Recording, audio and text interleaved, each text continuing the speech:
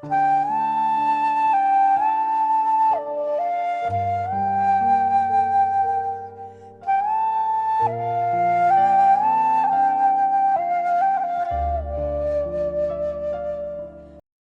criação da Liga Revolucionária Unida, ou também conhecida como Tongmenghui, né? É uma liga revolucionária que é fundada em 1905 e em 1912 dá lugar ao Partido Nacionalista Chinês, ou também conhecido como Kuomintang, né? Que foi fundado por um médico chamado Sun Yat-sen. Isso.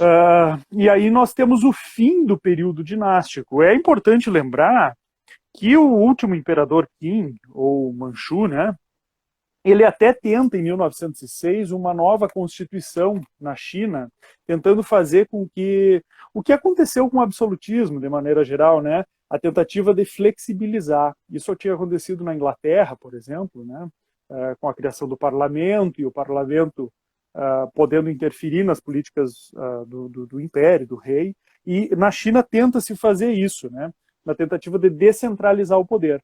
Mas a questão da organização do Kuomintang era tão forte, né, e as ideias se aproximando de uma ideia socialista já, elas ganharam tanta aceitação da população que foi impossível para esse imperador, então, da dinastia Qing, conseguir manter a estrutura imperial. E aí nós temos a chamada Revolução Nacionalista, ou a Revolução também conhecida como Xinhai, né, em 1911, 1912, né? E isso vai durar até a tomada do poder pelo Partido Comunista Chinês lá, junto com Mao Tse-tung. E nesse período também, só te interrompendo, claro, né? Aí então em 1911 e 12, na virada desses 2 anos, vem então a República da China, né? Exatamente. Então aí ocorre essa ruptura da China imperial, passando a ser a China republicana. Nesse período que a gente tem aí, né, de 1911 até 1949, a gente tem o que se chama de os anos de guerra civil na China, né? E tem 2 líderes importantes aí, né? O Sun Yat-sen, que é o fundador do Kuomintang, né? E depois, então, assume o Chiang Kai-shek, né? Que é o governante que vai comandar a China republicana, então, de 1927 até 1949. É interessante ver o seguinte, por mais que essa primeira república chinesa ela tivesse um caráter socialista, ela fazia uma oposição e uma perseguição aos proprietários de terra e aos comunistas. Eu acho que é interessante esclarecer isso, porque a gente fica pensando, então os socialistas já eram os comunistas, já estava tudo. Não, quer dizer, os comunistas foram perseguidos, né?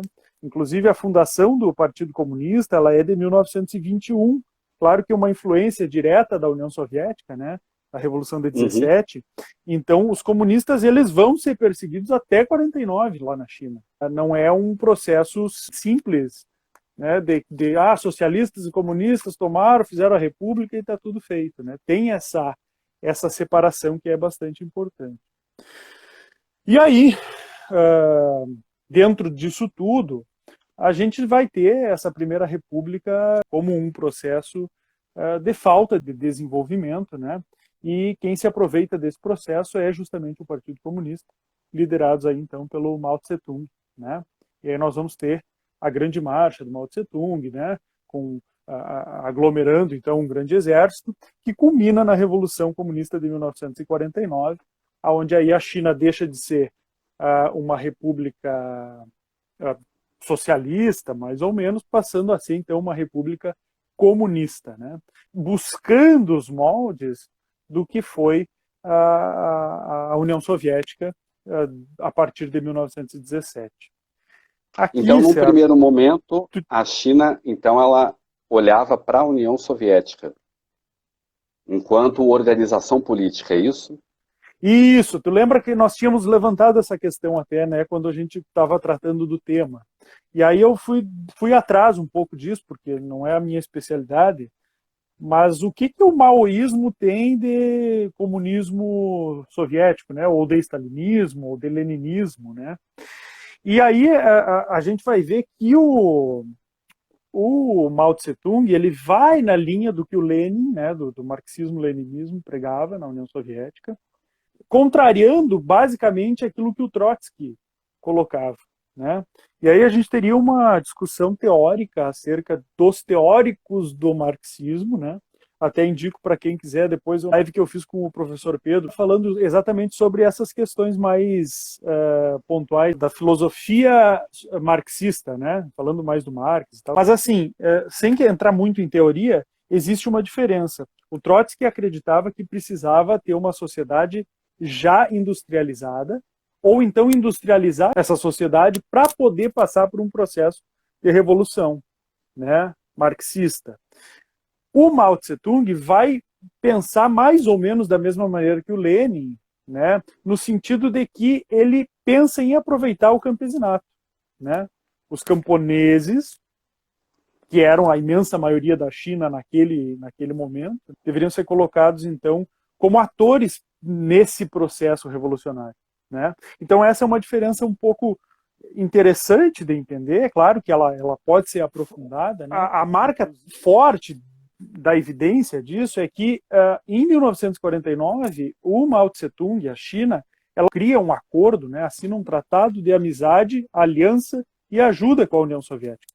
Esse acordo que só vai ser rompido lá na frente com a questão nuclear, principalmente ali depois do grande salto para frente, né, da política do Mao Tse-tung lá nos anos final de 50 e início dos 60. Então, em 49 vem a fundação da República Popular da China. Exatamente.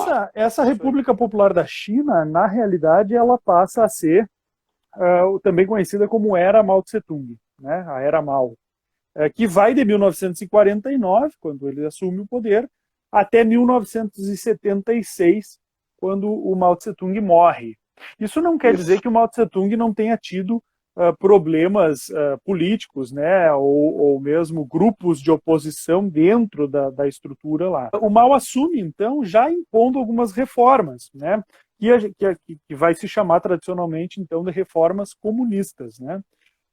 Primeiro, o controle estatal da economia, né? A coletivização das terras. Eu acho que aqui tem um ponto interessantíssimo, assim, que é a gente pensar que quando a gente fala em comunismo, né, para diferenciar muito de liberalismo, por exemplo, ou, né, do socialismo, a gente tem que falar em coletivização não só das terras, mas dos meios de produção, né? A ideia de criar um coletivo, e isso também vai bater lá no anarquismo, né? Então, assim, através de uma reforma agrária, né, se tiraram os grandes proprietários que tinham terras desde lá do início da China Imperial, e essas terras vão ser coletivizadas, né? E um ponto importante que o Mao faz nesse período aí, a gente depois pode até tentar fazer uma analogia com o Getúlio Vargas aqui, né? E é um movimento quase que internacional, é que vai haver a emancipação das mulheres, né? Que até então na China as mulheres eram totalmente submissas aos homens. Inclusive sobre isso, eu gostaria até já de indicar um outro livro, um livro bem interessante, chamado Cisnes Selvagens, As Três Filhas da China. Ele foi publicado pela Companhia das Letras, ainda continua, mas é pelo selo da Companhia de Bolso, então só se encontra no formato de bolso. A autora é a Yung Chang, que conta a história de 3 gerações. A da avó dela, que viveu durante o período da China Imperial, da mãe, que nasceu no início do século XX, e ela, que nasceu no final dos anos 50, e conta, então, a ascensão do maoísmo e da revolução cultural na juventude dela. É interessante porque ele é uma biografia da família dela, dessas 3 mulheres, né? Ela, a própria autora, a mãe e a avó, tá? Contando, então, as transformações políticas e econômicas da China. Mas mesmo com esse processo de emancipação da mulher chinesa e tal, né, nós vamos ter uma insatisfação popular nesse processo por alguns motivos, né?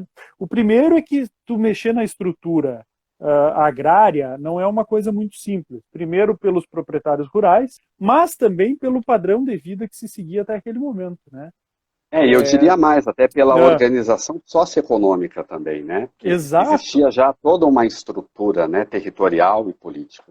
exatamente. E essa estrutura ela é milenária. Ela não é uma estrutura muito simples de ser mexida e ser dissolvida, né? Então isso gera alguma insatisfação popular, mas também o que colabora com isso é que existe uma questão muito forte de desemprego, né? Nos núcleos urbanos, né? E, de certa maneira, uma questão de fome. Isso vai depois chegar lá na questão que a gente vai chegar a falar na grande fome e na própria questão do controle de natalidade, enfim, né? Que a China sempre enfrentou esse processo. Como é um país muito populoso, né? O mais populoso do mundo, a questão da alimentação ela é um processo bastante complexo, né? E a China sempre sofreu com isso, tanto nos conflitos internos quanto externos, né? E foi, digamos, um dos principais fatores de convulsão social, né, interna, Exato. naquele país.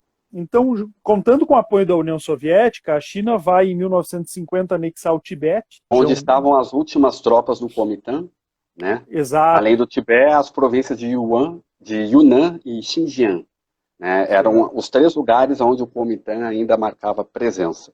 exatamente.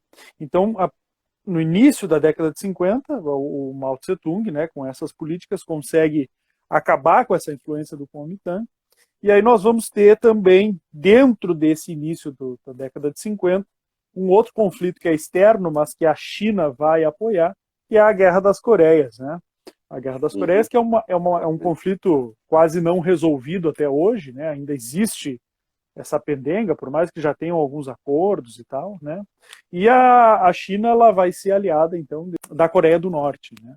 Ela vai promover esse desenvolvimento de um Estado comunista junto com a Coreia do Norte.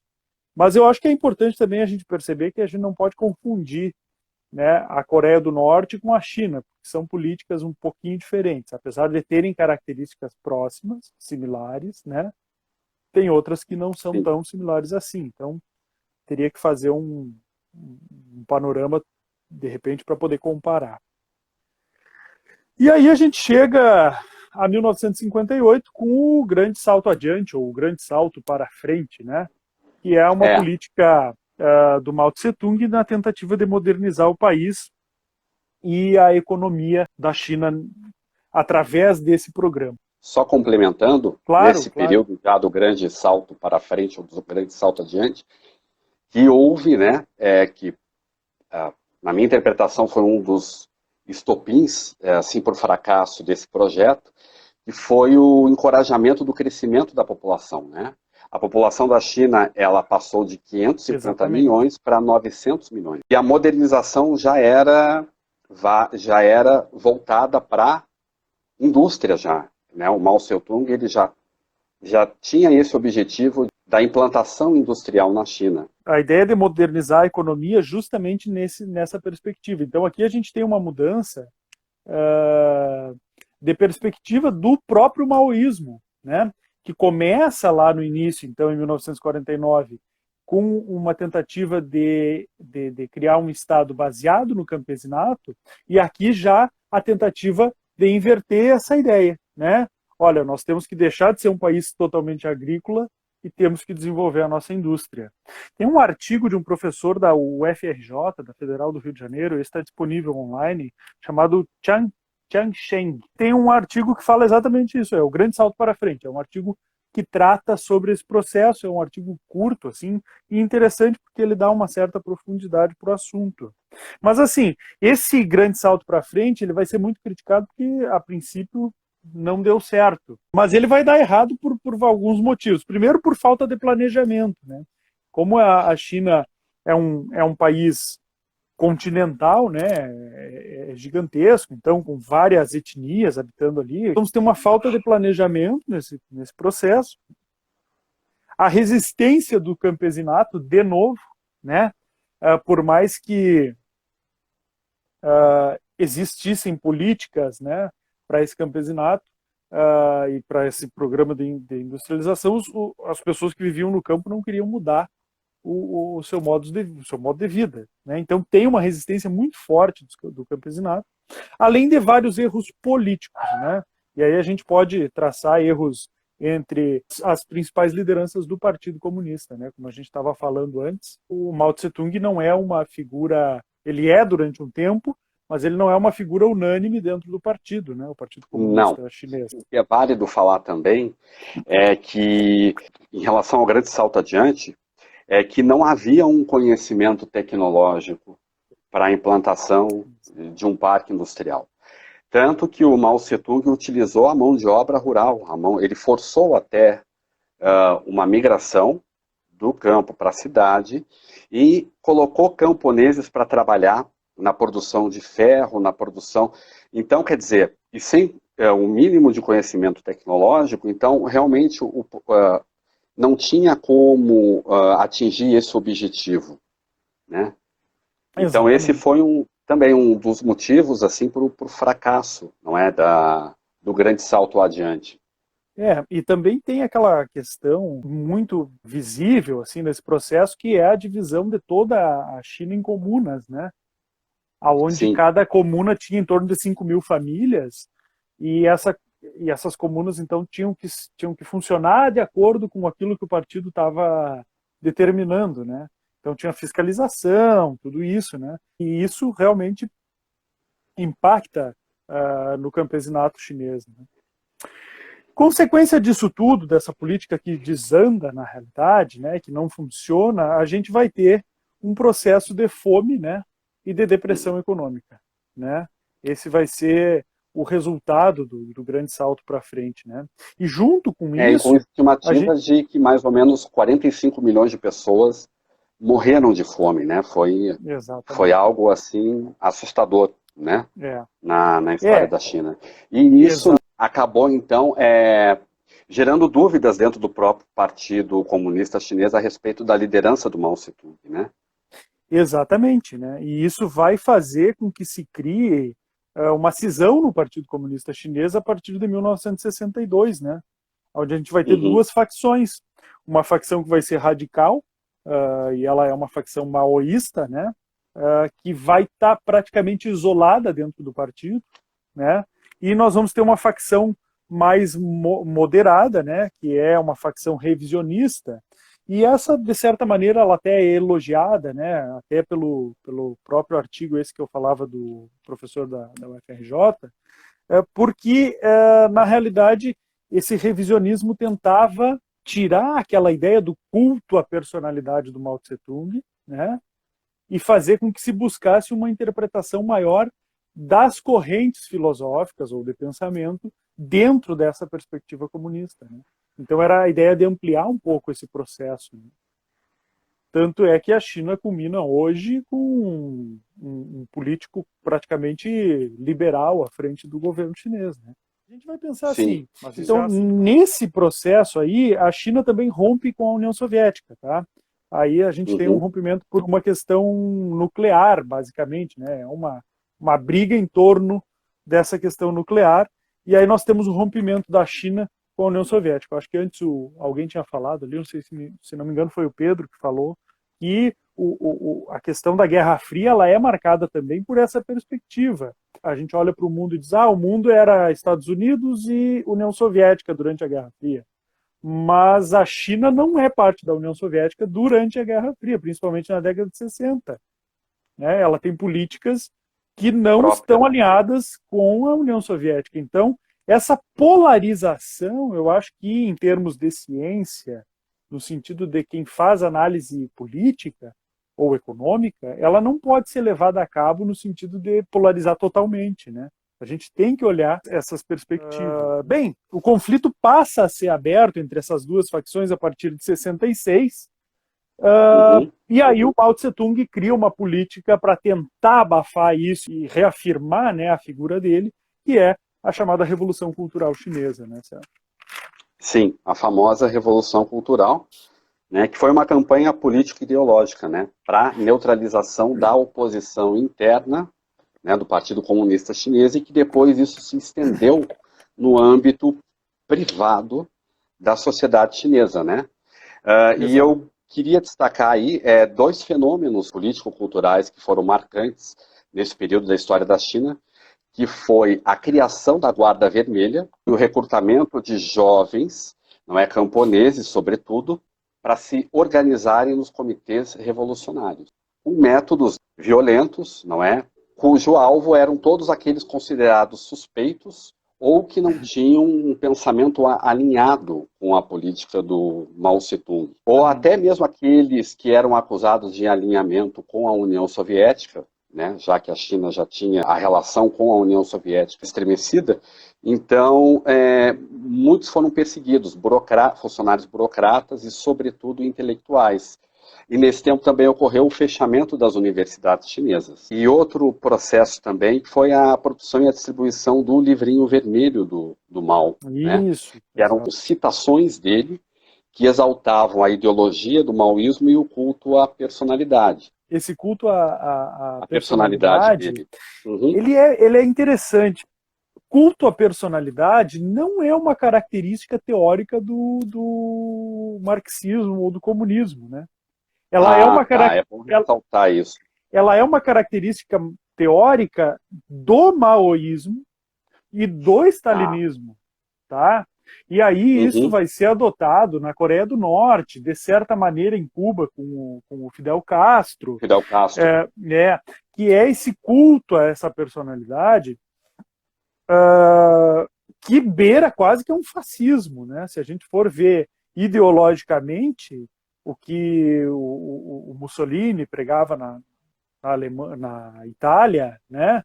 Pré-Segunda Guerra Mundial, que é a base do fascismo, esse culto exacerbado aí à personalidade, ele é muito forte. Então tem que fazer essa diferença, né? É importante fazer essa diferença para a gente também não criar um estigma de o comunista. Não, é uma ditadura, né, colocada como comunista, mas dentro de uma teoria que é isso que tu estava falando, do livro vermelho e tal, né? Onde tu tem uma orientação maoísta. Então, é sempre importante frisar isso, né? Para a gente não jogar tudo no mesmo saco. Né? Sim, sem dúvida. E os impactos culturais que a China sofreu nesse período foi até os danos causados aos fundamentos da cultura chinesa, né? Confucionismo, a arte, a literatura e as artes cênicas, sobretudo a ópera de Pequim, eles sofreram adaptações, vamos dizer assim, conformações para que fosse alinhada a propaganda do governo na época. E aí eu gostaria de indicar um filme que ilustra muito bem esse período, que é o Adeus Minha Concubina. É um filme do início dos anos 90, é uma produção até de Hong Kong, que ganhou o Festival de Cannes em 1993. É um triângulo amoroso envolvendo dois atores que faziam parte da ópera de Pequim, e um deles se apaixona pela prostituta mais cobiçada da capital chinesa. E nesse contexto, então, ele é um filme bem longo, tá? Acho que ele tem quase 3 horas de duração, e ele justamente vai mostrar, isso que é interessante, a mudança do texto teatral dessa peça, Adeus Minha Concubina, como que eles tiveram que, para sobreviver no meio teatral, adaptar a revolução cultural. Né? E tem um outro aqui, que é desse período, que é Balzac e a Costureirinha Chinesa, que é um filme do início dos anos 2000, tá? Que é um filme que fez muito sucesso também e que retrata essa época da revolução cultural. É importante também, assim, por mais que toda essa política do mal, né, na Revolução Cultural, ela tenha vários aspectos negativos, ou mais aspectos negativos do que positivos, a gente tem que destacar que houve um certo aumento da escolarização. Não quer dizer que essa escolarização tenha sido emancipatória, né, no sentido freiriano, né, de educação. Mas ela houve, né? Então, quer dizer, mais pessoas foram escolarizadas, né? Mesmo que dentro de uma escolarização partidária. E houve também um aumento da expectativa de vida, né? De maneira geral, né? E uma redução na mortalidade infantil. E acho que isso a gente pode resgatar e falar o que tu colocou antes, né, Sérgio? Que é a questão de que lá no início não existia, no Grande Salto, né, década de 50, não existia uma grande produção industrial e tecnológica, né? E a partir da década de 60, isso já é uma realidade. É importante a gente frisar que não é realidade na China, né? Ela é realidade na China, ela é realidade na União Soviética, é realidade nos Estados Unidos, né? Tanto é que a corrida espacial se dá justamente nesse Nessa período, época. enfim, né? Exato. Então tem algumas características, né, de modo geral, né, no sentido social ou político e tal, que ela vai ter um certo desenvolvimento. Esse período do Mao, então, ele acaba com a morte do Mao Tse-tung, né? Essa revolução cultural ela dura em torno de 10 anos, e aí em 1976 o Mao Tse-tung morre e assume no lugar dele um outro político do partido chamado Hua Guofeng. Esse político vai ser logo substituído pelo Deng Xiaoping, que é um político que já fazia oposição ao Mao Tse-tung, né, dentro do Partido Comunista, e que vai conseguir, então, tomar a liderança do partido e do governo a partir de 1976.